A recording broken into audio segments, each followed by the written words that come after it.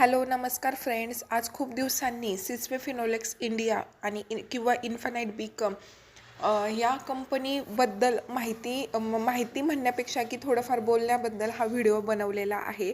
August September महिन्यापर्यंत लोक actually उत्सुक होते. काहीतरी त्यांना नवीन अपडेट भेटेल, आपले पैसे भेटतील ही आशा होती, किंवा हे जे डायरेक्टर्स आहेत हे आपल्याला पैसे देण्यासाठी काहीतरी करत आहेत असं वाटत होतं.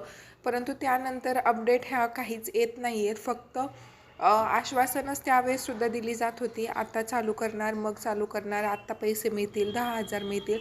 ॲक्च्युली तसं काहीच झालं नाही. आणि थोडंफार बघता बघता लोकही काय म्हणतात ना, वेळ ही प्रत्येक जखमेचं औषध असते. त्या पद्धतीनं जसा जसा वेळ होत गेला तसं तसं लोकसुद्धा हा टॉपिक विसरले. आणि आता खरंच यावरती काही सोल्युशन निघणार आहे का, की हे जे डायरेक्टर्स आहेत यांनी सर्वसामान्यांचा पैसा घेऊन यांचा स्वतःचा काही नवीन बिझनेस चालू केला आहे का, काय माहिती नाही. आता बऱ्याचशा ठिकाणी म्हणजे याच्यामध्ये यांचे केसेस वगैरे झाल्या. त्यानंतर ज्यांचे यामध्ये जे MF होते त्यांच्या घरी नोटीस केल्या. त्यानंतर श्रीगोंद्यामधील काही लोकांच्या प्रॉपर्टीवर सुद्धा सील आलं असं ऐकण्यात आलं आहे, परंतु खरं काय माहिती नाही. त्यानंतर म्हणजे लोकांनी ॲक्च्युलीमध्ये लोकांनी जरी यावरती काही अपडेट येत नसेल तरीसुद्धा लोकांनी पोलीस स्टेशनला जाऊन या प्रकरणाबाबतीत की आमच्याबरोबर असा असा स्कॅम झाला आहे अशी केस करणं अत्यंत महत्त्वाचं आहे.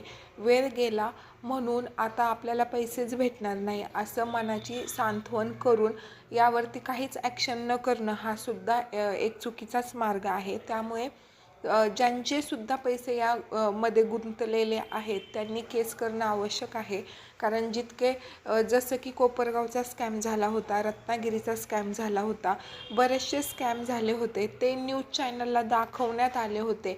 मराठी जे काही न्यूज चॅनल आहेत त्याच्यावरती त्याची न्यूज आली होती. परंतु हा इतका मोठा, इतक्या कोट्यावधींचा आणि सुशिक्षित लोकांना गंडवलेला हा स्कॅम आहे. चांगले चांगले सुशिक्षित लोकच ह्या स्कॅममध्ये अडकलेले आहेत.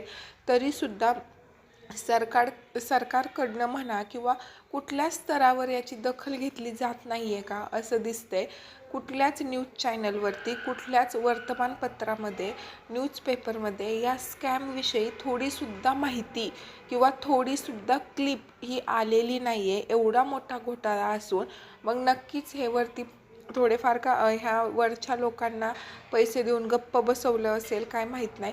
परंतु सर्वसामान्यांनी ज्यांची ज्यांची फसवणूक झाली आहे ॲटलिस्ट त्यांनी पोलीस स्टेशनला जाऊन ह्या स्कॅम विरोधात गुन्हा दाखल करणं हे खूप गरजेचं आहे. जेणेकरून दबाव येतो वरच्या यंत्रणेवरती चौकशी करण्यासाठी. तर आत्ता सध्या म्हणजे वेबसाईटसुद्धा मागे बंद पडली होती.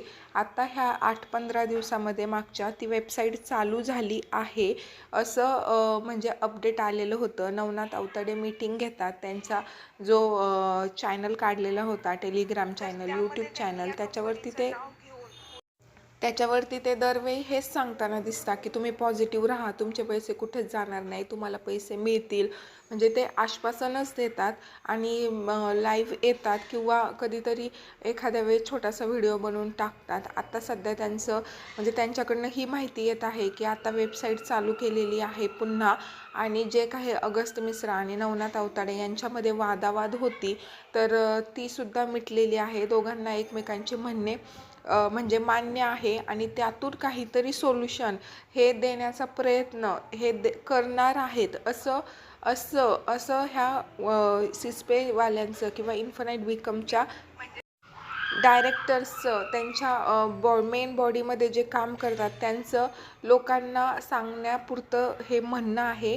आणि म्हणजे त्यांचं काही असू, जर समजा काय म्हणतात ना, एखादी गोष्ट जर आपल्या नशिबात असेल तर ती कधी आणि केव्हाही मिळते. मुंबईमध्ये सुद्धा असा 1995-99 साली स्कॅम झाला होता आणि त्यामध्ये सुद्धा लोकांनी केस केल्या होत्या.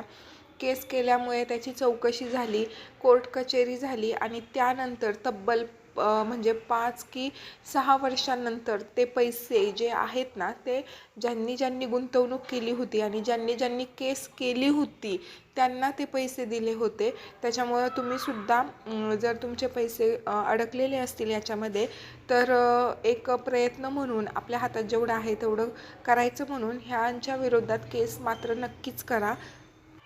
तर प्लीज माझा व्हिडिओ आवडला असेल तर लाईक करा आणि चॅनलला सबस्क्राईब करा. थँक्यू.